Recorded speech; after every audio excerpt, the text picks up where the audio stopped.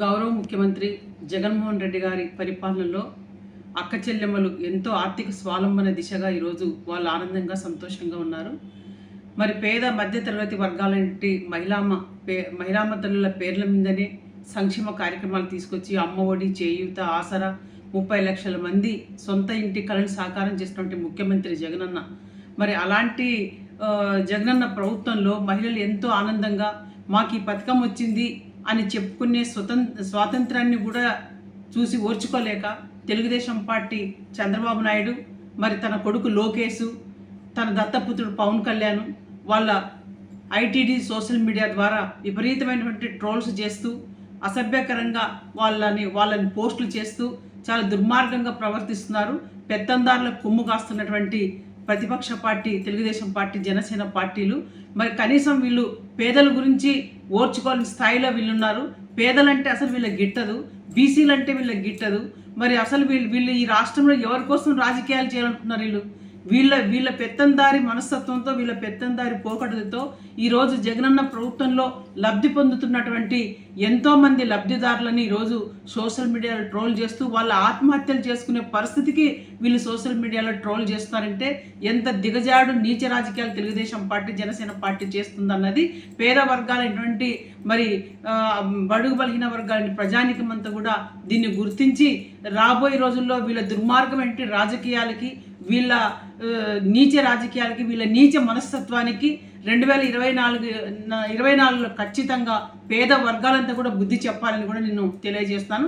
ఎందుకంటే అంజలి అనే ఒక బీసీ అమ్మాయి తనకి ఇల్లు వచ్చిందని చెప్పి ఒక ఆనందంతో తన ఆనందాన్ని వెళ్ళబుచ్చుకోవడం కూడా మరి వీళ్ళు ఓర్చుకోలేక, సహించుకోలేక ఆ అమ్మాయిని నానా రకాలుగా యాగి చేసి సోషల్ మీడియాలోన చాలా దుష్ప్రచారాలు చేసి ఆ అమ్మాయి చావు కారకులైనటువంటి తెలుగుదేశం పార్టీ చంద్రబాబు నాయుడు, పవన్ కళ్యాణ్, నారా లోకేష్ని ఖచ్చితంగా చట్టం శిక్షించాలి.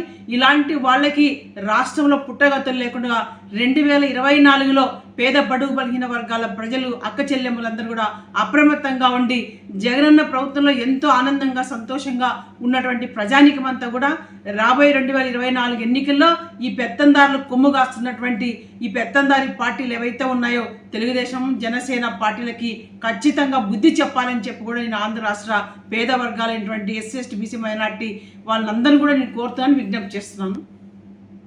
జగనన్న ప్రభుత్వంలో తనకు సంక్షేమ పథకాలన్నీ వచ్చాయని చెప్పి ఆనందపడిన ఒక అమాయకమైన బీసీ మహిళను ఏ విధంగా అయితే తెలుగుదేశం సోషల్ మీడియాకు సంబంధించిన వాళ్ళు ట్రోల్ చేసి, అలాగే ఆ అమ్మాయి శరీరాన్ని కానీ వాళ్ళ పిల్లలకు సంబంధించినవి కానీ మార్ఫింగ్లు చేసి ఎలా ట్రోల్ చేసి ఆ అమ్మాయి ఆత్మహత్య చేసుకునేలాగా చేసి, అసలు అటువంటి వాళ్ళకి బుద్ధి ఉంది అని నేను అడుగుతున్నా. ఎందుకంటే కనీసం వాళ్ళు ఎంతగా దిగజారిపోయారంటే తెలుగుదేశానికి సంబంధించిన వాళ్ళు ఇంకా వాళ్ళ అసలు దేవుడు కానీ ప్రజలు కానీ క్షమించే పరిస్థితిలో లేరు.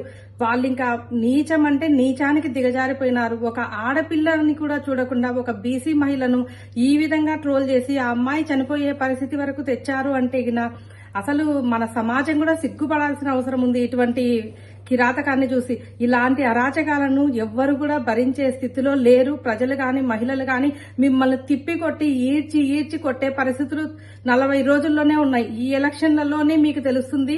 ఇటువంటివన్నీ చేసిన మీకు మీ పాపాలకన్నిటికీ పాపం పండబోతుంది, మీకు తగిన శాస్త్రి జరగబోతుంది. ఆ అమ్మాయి ఆత్మకు శాంతి కలగాలని మనస్ఫూర్తిగా కోరుకుంటున్నాను. Telugu Desam party, Janasena social media అరాచకానికి గీతాంజలి అనేటటువంటి ఒక అమ్మాయి రైలు కింద పడి ఆత్మహత్య చేసుకుని చనిపోయినంత దుర్మార్గం ఈ రాష్ట్రంలో జరగడం నిజంగా హృదయాన్ని కలిచివేస్తున్నటువంటి సంఘటన. ఆమె చేసిన తప్పేంటి? జగన్మోహన్ రెడ్డి గారు తన పేరు మీద ఇంటి పట్టా ఇచ్చారని ఆ సభలో పట్టా తీసుకున్న ఆనందంతో మీడియాతో మాట్లాడుతూ నాకు చాలా సంతోషంగా ఉంది, జగనన్న గారు నన్ను ఆశీర్వదించి ఇచ్చారు, జగనన్న గారు నాకు ఇల్లు ఇచ్చారు అని తన ఉత్సాహాన్ని, తన సంతోషాన్ని వ్యక్తం చేసినందుకు ఆమె పైన ఇష్టానుసారంగా ట్రోల్ చేస్తూ Janasena, Telugu Desam party social media వాళ్ళు ఇష్టానుసారంగా ఆమె పైన ట్రోల్ చేసి ఒక అవమానకరమైనటువంటి పరిస్థితిని కల్పించడం వల్ల ఆ బిడ్డ తట్టుకోలేక రైలు కింద పడి ఆత్మహత్య చేసుకుంది. 2 చిన్న పిల్లలు ఉన్నటువంటి తల్లి గీతాంజలి, భర్త, పిల్లలు ఉన్నటువంటిది, అమ్మఒడి పథకం కూడా అందుకుంటోంది. ఆ సంతోషంతో అమ్మఒడి పథకం అందుకుంటున్న సంతోషంతో పాటు ఇళ్ల పట్టా కూడా వచ్చిందనేటటువంటి ఒక ఆనందాన్ని వ్యక్తం చేసినందుకు ఆమెని నిండు ప్రాణాన్ని బలి తీసుకుంది తెలుగుదేశం పార్టీ జనసేన. వీళ్ళు అసలు మనుషులేనా అని అనిపిస్తోంది.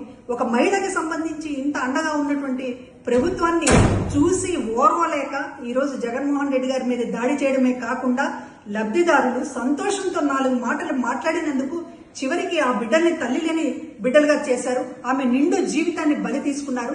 మిమ్మల్ని ఎట్టి పరిస్థితుల్లో కూడా క్షమించకూడదు. ఈ రాష్ట్రంలో ఉన్న మహిళలందరికీ కూడా చెప్తూ ఉన్నాము. ఇటువంటి ఒక ఆమెని ఇష్టానుసారంగా రకరకాల అవమానకరమైనటువంటి పద్ధతిలో ప్రాణం తీసుకోవాలన్నంత ఒక హింస పెట్టినటువంటి ఈ పార్టీలను ఎక్కడ ఉంచాలో మహిళలు ఆలోచించమని చెప్పి కోరుతూ ఉన్నాం.